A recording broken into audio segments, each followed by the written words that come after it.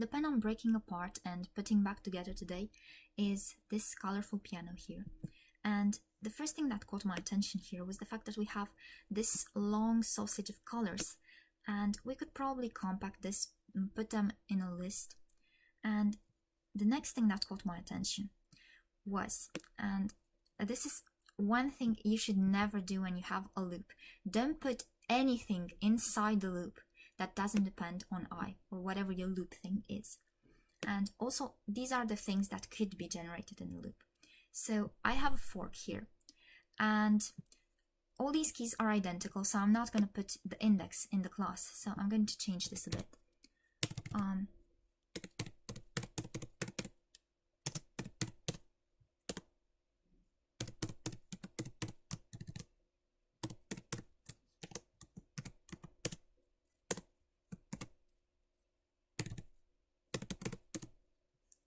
Okay.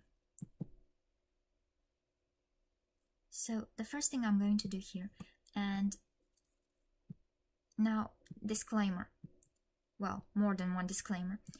First of all, I'm not a computer person. I'm slow. I don't really know how to use the computer, which might sound awkward given that I'm coding, but I'm pretty good with, coming up with algorithms and stuff like that. But when it comes to actually using a computer, like typing and stuff like that, using the keyboard and things, nope, that's not me. So here I create a list, and I hope this works because I have no idea. And what I'm going to do here, I'm not going to use relative absolute positioning. I'm going to use flexbox, which is a decision I might regret,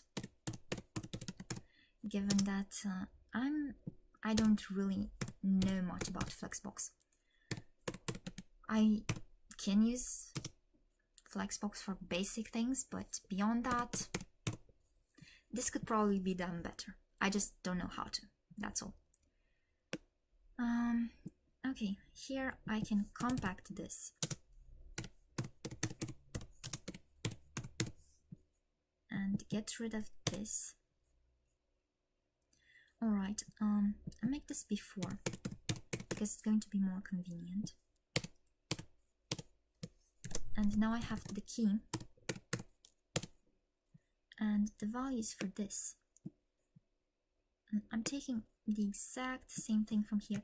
It's just I don't need it in a loop. I don't need this stuff in a loop. It works just perfect the way it is. So I have them there, which is obvious by that green background. Now let's take out the loop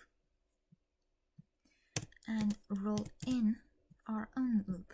Let's see how this works. So it's basically this stuff here.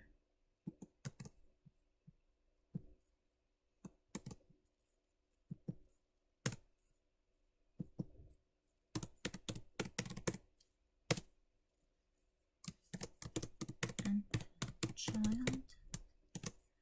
And I'm not sure how this works. Oh, okay. It's not that different. And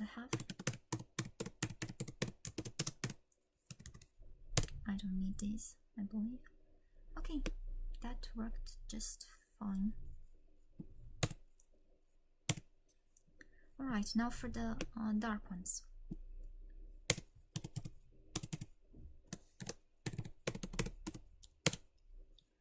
I'm going to use these values here. Oh, also the hover. I'm not going to use the Z index though. So no Z index. Indent. Oh, I could have, yeah.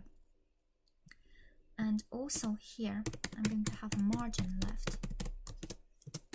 Oh, again. I'm used to SAS, so yeah. So now I can remove all of these And you see, I didn't need looping for anything other than setting the backgrounds for the keys. So the next thing here,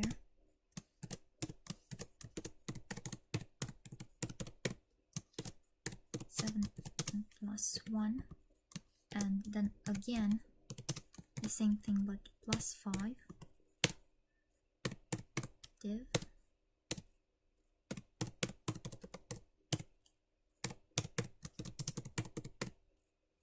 display none. Okay, and let's see what else. We can take this out.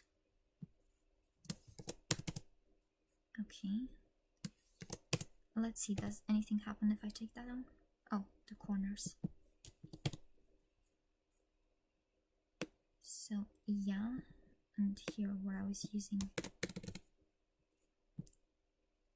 So yeah, this is it, and it behaves exactly the same, and it's just 30 lines of preprocessor code compared to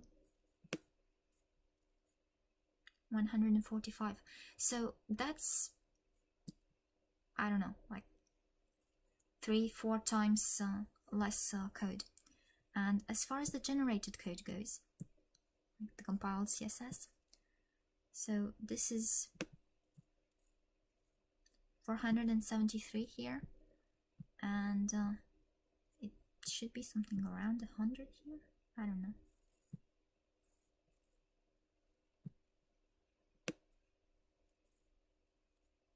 So yeah, it's exactly 100. So yeah, this is reduced almost 5 times.